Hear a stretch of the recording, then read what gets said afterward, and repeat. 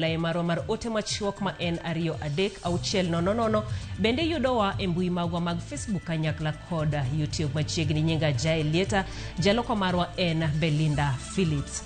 Joriemb masinde ma tiyo gi mauta pacho ka dhi chuno ni ojiwre korka ofukegi kaluwore gi medruok e nengo mauta ma olandi odhiambo ma kawuono gi duol mar EPRA. E lendo mar EPRA, nengo petrol omedore gi silings 16 gi otonglo 6, ka diesel omedore gi silings 46 gotonglo 2. Nengo mauta taya to ok omedore kuom lita ka lita. Nengo no nyiso ni buore Nairobi, lita achiel mar petrol kochakore saa 6 mar otieno ma kawuono dhi bedo silings 214 gotonglo 2. Diesel dhi bedo silings 242 gotonglo 9, ka mauta taya en silings 152 gi otonglo 7.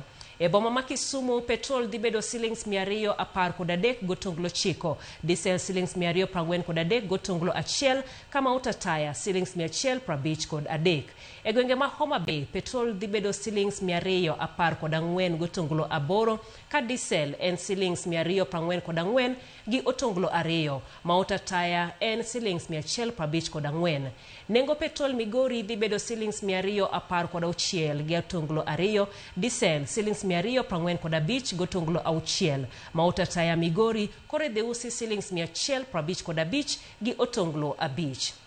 Duol mar EPRA wacho ni nengo no oriwo usuru mar VAT ma en atamalo 8, ka kata kamano e thuolo no EPRA wacho ni dhi keto fuong'ruok ne jo Kenya gi silings bilion 5 e nengo diesel kod mauta mataya. Medruok mar nengo mohingo okel kod medruok e nengo wero ma odhi malo gi atamalo 10 ne petrol.